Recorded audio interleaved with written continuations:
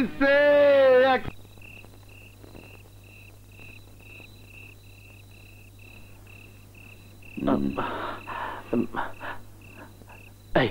বল ভাইয়া, মা বাবার মৃত্যুবার্ষিকী উদযাপনের সব আয়োজন সম্পন্ন করেছি, শুধু বাকি আছে মানে মমতা বুবুকে নিয়ে আসা। আপনি অনুমতি দিলেই মমতা বুবুকে আনতে যাব। না, বলে যাস কেন? বিল্লা মঞ্জিলের বাসিন্দা হয়ে ও এক ঘরোয়া প্রাচীরে বন্দী। ওর কাছে যাওয়া আর ওর এখানে আসার অপরাধে আমাকে আমার শাস্তির রায় ভোগ করতে হবে।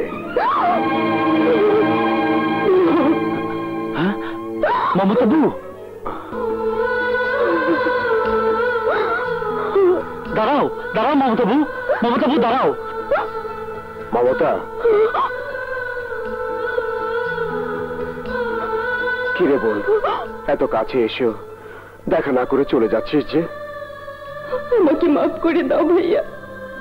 মা বাবার মৃত্যুবার্ষিকীর কথা মনে পড়ার পর আমি তোমার সিদ্ধান্তের কথা ভুলে গিয়েছিলাম। আমার জন্য তুমি কোনো শাস্তি পাও, আমি চাই না, আমি চাই না, আমি চাই না। মমতা, আমার জীবনের শাস্তি তো সেদিন থেকে শুরু হয়েছে, যেদিন থেকে তোকে ওই নরকের বাসিন্দা করেছি। তুই কতটুকু সুখে আছিস জানি না, কিন্তু আমার জীবনের সব সুখ তোকে দূরে ঠেলে দেবার সাথে সাথে হারিয়ে গেছে। তুই সুখে থাকলি আমি সুখী।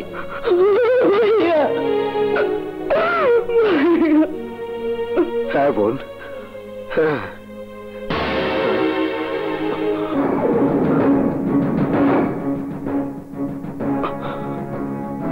মমতা, তোর এখানে এগুলো কিসের দাগ?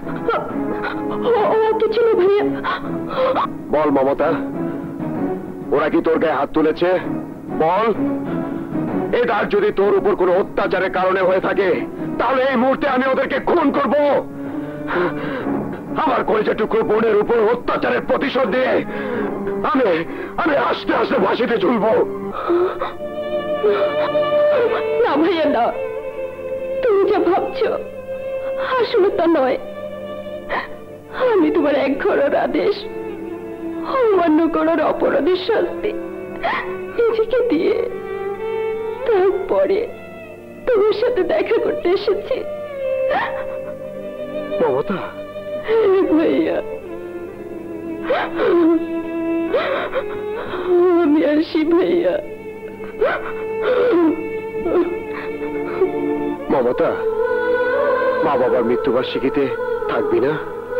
না ভাইয়া, ওই বিল্লা মঞ্জিলের কেউ তোমার আদালতে তোমাকে আসামি করে বিচারকের আসনে বসুক, আমি তা চাই না।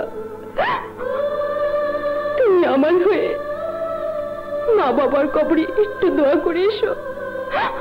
আমি খুব সুখে আছি, খুব শান্তিতে আছি, খুব শান্তিতে আছি। তুই আর আমি কতটুকু শান্তিতে আছি তা মা বাবার মৃত আত্মা ঠিকই জানে।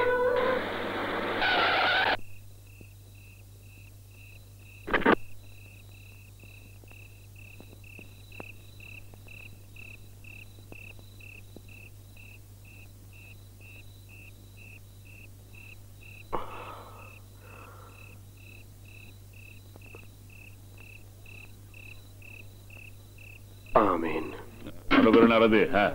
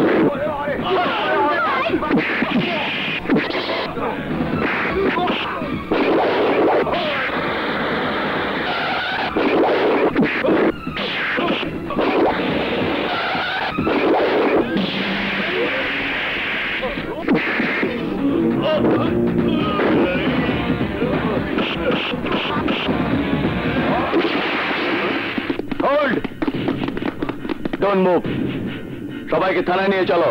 মুভ।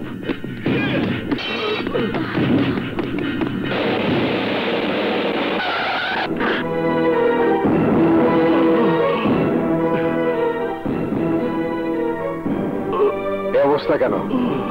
কি হয়েছে? বাঘা বিল্লার ভাইয়েরা হামলা করেছে।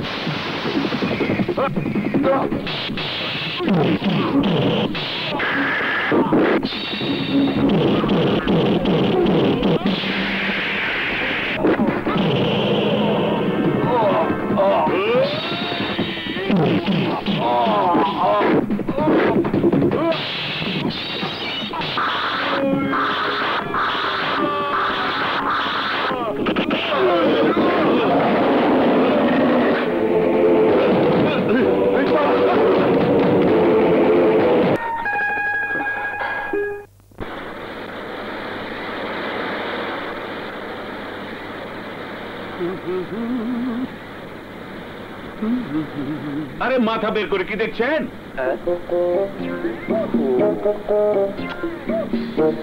ভাব সাব দেখে মনে হয় তো বিলেতি সাহেব, কিন্তু এই মফস্বল এলাকাটাকে চিড়িয়াখানা ভেবে দেখছেন নাকি? এই যে শুনছেন, বেডরুম মনে করে ঘুম তো ভালোই দিলেন, এবার নামে।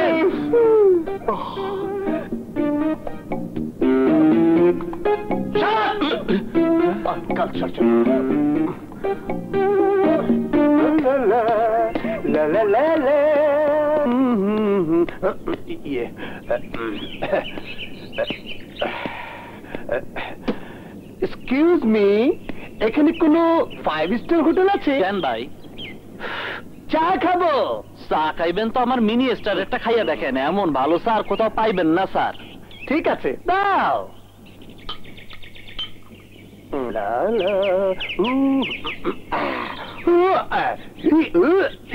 ভাই সাহেব, আমি প্রসাব করতে যাচ্ছি, আপনি একটু দেখবেন কি? আজব কথা বলছেন। আপনি প্রস্রাব করবেন আর আমি দাঁড়িয়ে দাঁড়িয়ে দেখবো? আপনি নাচতে নাচতে মুখবেন আর আমি? আজব জায়গায় এসে পড়লাম নাকি? ভাই সাহেব, আমি ব্রিফকেসের কথা বলছি। ও এই কথা, তা আগে বলবেন তো। ঠিক আছে, যান। আচ্ছা চলেন। ছোট কাজ সারতে গিয়ে আবার বড় কাজ সেরে আমার সময় নষ্ট করবেন না। আরে চা কোথায় রে? নেন স্যার।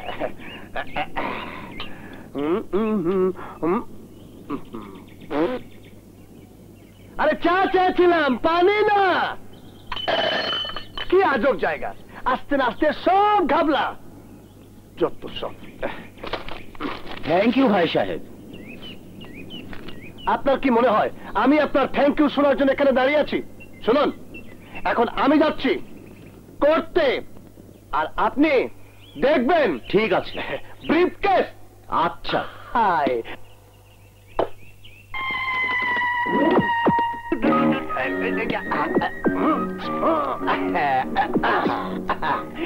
লা লা লা লা লা লা লা লা। আরে আরে, যে ভদ্রলোক এখানে ছিল সে কোথায় গেল ভাই? আমি কি জানি। কি হয়েছে ভাই? আরে ম্যাডাম, এক বেকুব নিজের ব্রিফকেস রেখে আমার ব্রিফকেসে চলে গেছে। খুলে দেখুন তো, বেকুব উনি না আপনি? আরে না না, অন্যের মালের উপরে হাত দেওয়া আর পরের স্ত্রীর গায়ে হাত দেওয়া একই অপরাধ। কিন্তু উনি তো আপনার ব্রিফকেস নিয়ে চলে গেছে। হ্যাঁ? খুলুন, খুলুন বলছি।